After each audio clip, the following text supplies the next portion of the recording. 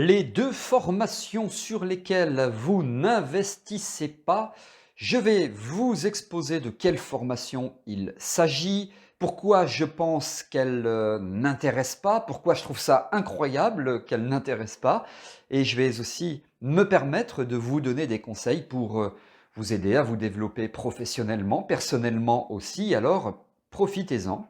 Je suis David Vigneron, bonjour à toutes et à tous. Bienvenue sur ce podcast. Je suis formateur en hypnose clinique, je suis également formateur en EFT, thérapie brève, par ailleurs infirmier diplômé d'État. Ravi de vous accueillir donc sur ma chaîne YouTube à laquelle vous pouvez vous abonner. Pour cela, cliquez sur le bouton s'abonner et activez la cloche de notification pour être informé lorsque je sors de nouvelles vidéos. C'est gratuit, c'est régulier, alors profitez-en. Je traite de beaucoup de thématiques diverses et variées.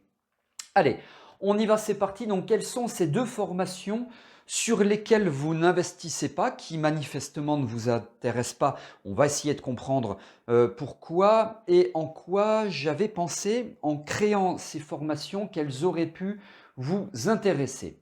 Alors, ces formations, vous pouvez y jeter un œil, comme ça vous allez me suivre pendant que je vous explique dans cette vidéo. Le lien pour y accéder figure dans la description de cette vidéo, donc juste en dessous. Il s'agit des formations doubler votre chiffre d'affaires en moins de 6 mois. Et la seconde, comment réussir tout ce que vous voulez. Alors, elles sont toutes les deux en ligne, vous l'avez compris. Doubler votre chiffre d'affaires en moins de 6 mois, je vous l'expose très rapidement. On va essayer de comprendre pourquoi finalement il n'y a pas grand intérêt qui se manifeste à vous pour acquérir cette formation. On va essayer de comprendre les causes et puis on va parler un petit peu d'argent, de relation à l'argent. Je la décris comme étant une formation pour les entrepreneurs qui veulent doubler leur chiffre d'affaires en moins de 6 mois. Alors les hypnos, les sophros, les relaxos, les coachs, les thérapeutes, les psychologues, etc. Et de détenir des outils pour cela, bien sûr, hein, il faut des outils, il faut apprendre. On part d'un acquis qui est votre revenu actuel. Donc l'objectif est d'augmenter le chiffre d'affaires. Et ce sont des techniques que je propose qui sont peu utilisées pour la plupart des chefs d'entreprise. Hein, voilà. Je pars pour cela de 4 piliers de croissance à partir desquels on travaille.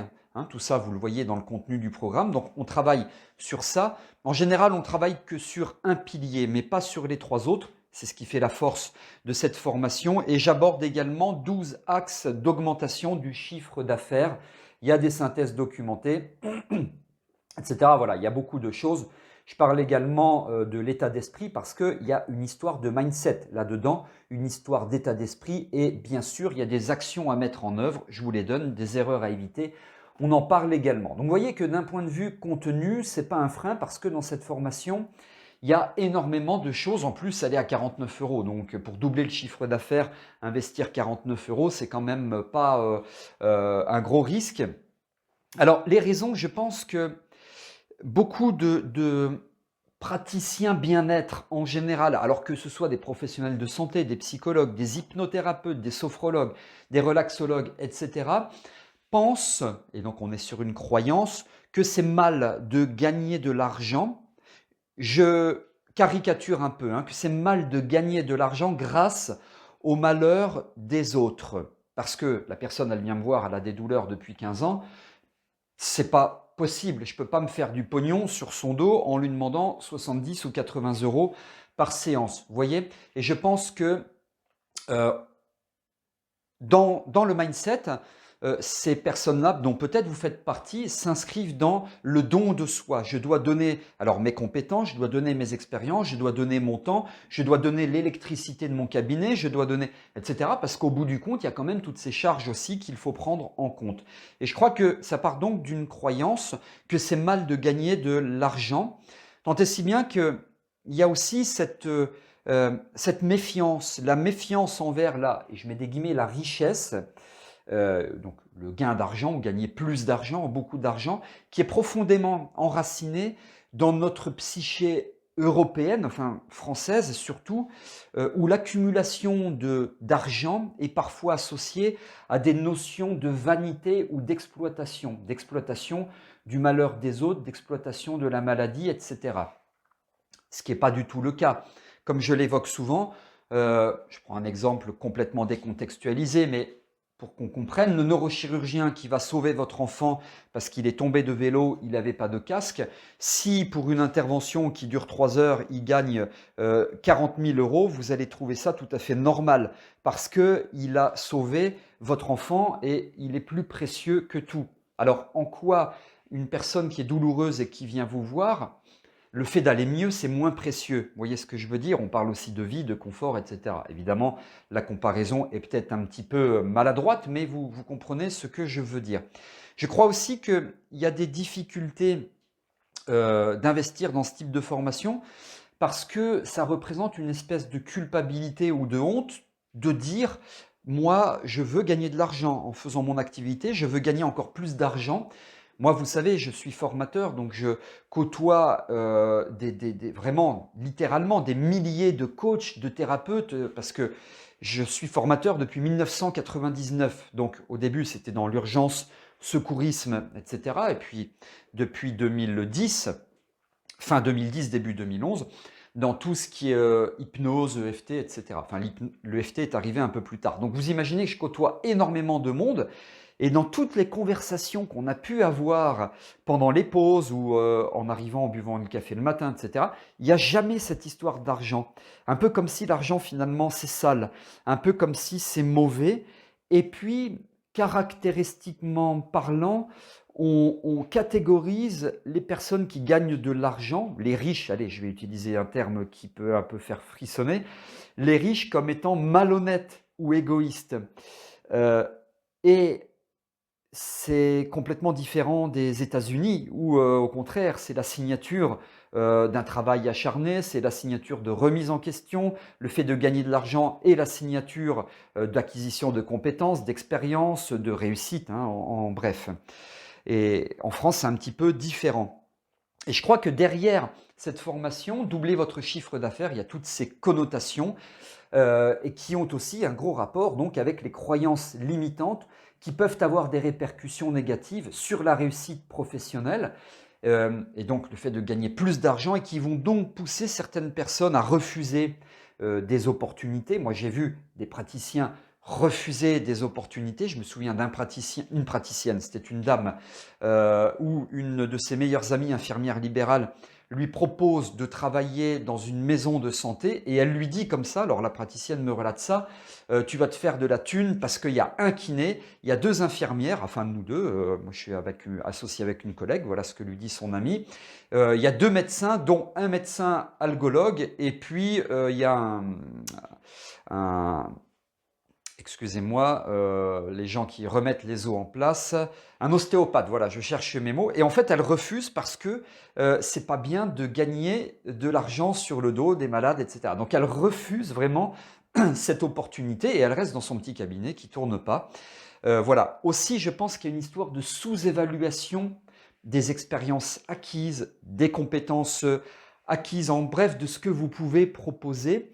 Et ça conduit à des comportements d'auto-sabotage, c'est-à-dire de ne pas prendre la décision d'intégrer cette maison de santé, euh, de demander un petit peu plus lors de consultations. Moi, j'ai vu une dame dans les extrêmes, hein, alors là, après, on arrive sur des trucs de l'ordre du transgénérationnel probablement. C'est cette dame qui prend 20 euros par consultation. Vous avez bien entendu, 20 euros par consultation, parce que ça lui permet de vivre. Mais elle vit parce que son mari est chef d'entreprise qui gagne très bien sa vie. En réalité, on fait les calculs vite fait, son activité lui rapporte rien du tout. Et si demain, elle devait être totalement autonome financièrement parlant, c'est pas possible. Elle arrive à 0 euros à la limite où elle perd de l'argent, mais elle ne gagne pas d'argent parce qu'il faut compter l'électricité du cabinet, il faut compter le temps passé bien entendu, même si ce n'est pas quantifiable avec des chiffres, il faut compter l'électricité, il faut compter les déplacements en voiture, bon voilà, donc c'est pas possible. Et donc là, on est vraiment chez une personne qui n'investirait jamais dans ce type de formation parce que l'argent est sale, l'argent est mauvais, les riches sont malhonnêtes, on ne peut pas gagner d'argent sur le dos des autres, etc. Dites-moi un petit peu ce que vous pensez de tout ça là dans la description de cette vidéo. Si vous faites partie, et ce n'est pas une critique, ce n'est pas un jugement, si vous faites partie de ces personnes qui pensent qu'effectivement, c'est mal de gagner de l'argent sur le dos des autres, si jamais vous ferez l'acquisition de ce type de formation, parce que vous n'y voyez aucun intérêt, et puis vous ne travaillez pas pour l'argent, etc. Dites-moi un petit peu ce que vous en pensez, je trouve que c'est intéressant. Et la deuxième formation qui j'aurais pensé, elle aurait pu rencontrer un gigantesque succès, eh bien c'est comment réussir tout ce que vous voulez. C'est la formation Aimant Réussite. Je vous mets également le lien de la formation dans la description de cette vidéo. Elle est aussi à 49 € et c'est vraiment une formation dont le but est d'apprendre la psychologie du succès et d'apprendre en quoi elle peut donc changer votre vie. Je parle bien sûr de stratégie de réussite, d'atteinte d'objectifs, on parle de neurosciences, enfin voilà, on parle vraiment de plein de choses. C'est une formation en plus qui est quand même quantitativement assez longue, elle dure environ 4 heures, donc vous voyez, il y a du contenu.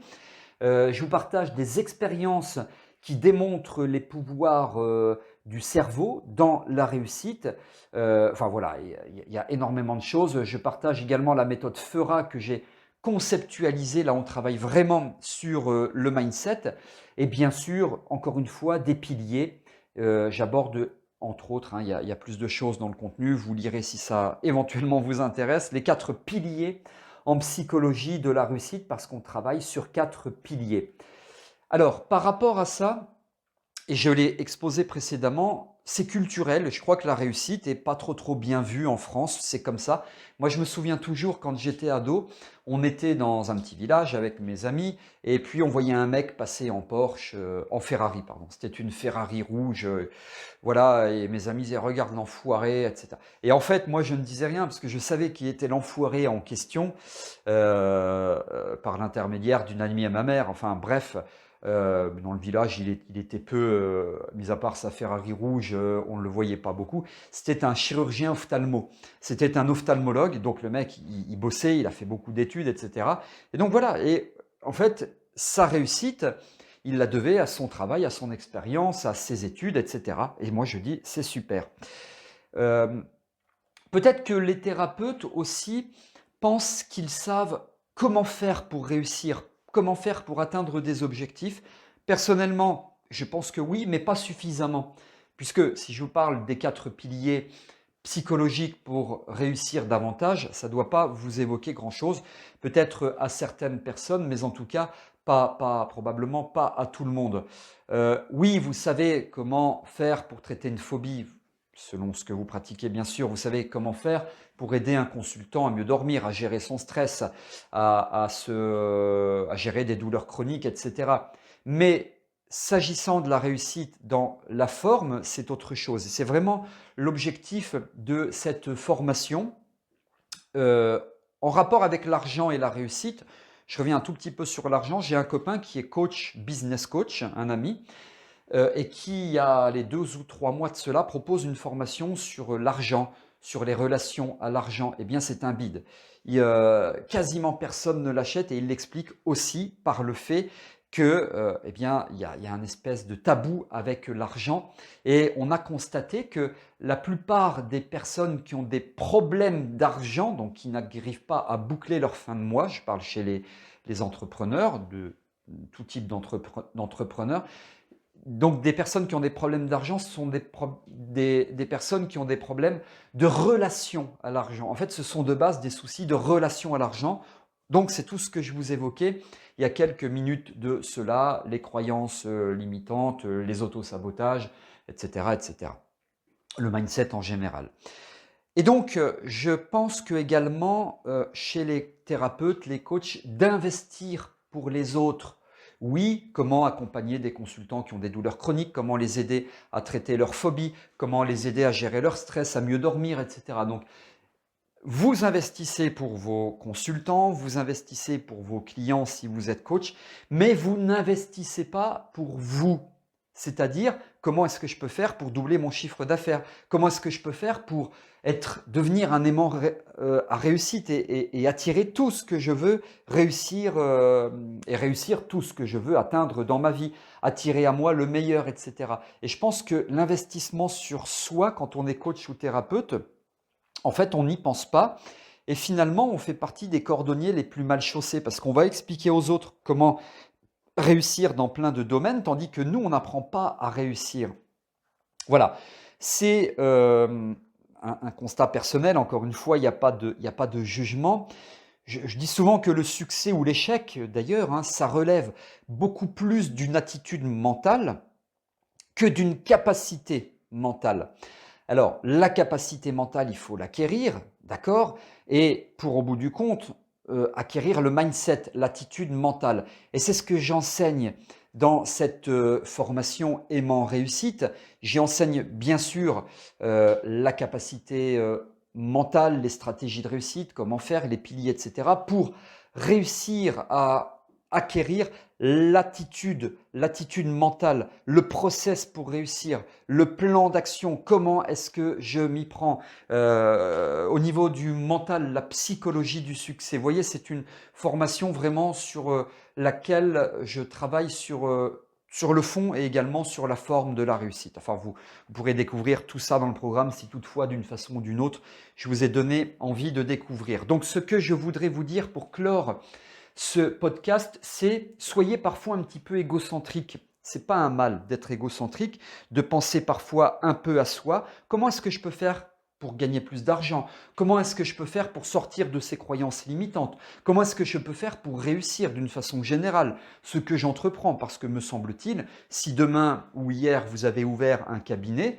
de consultation, de coaching ou autre, c'est parce que vous voulez réussir quelque part. Et pour réussir, il faut se donner les moyens. Et se donner les moyens, ce n'est pas que se donner les moyens au niveau du temps.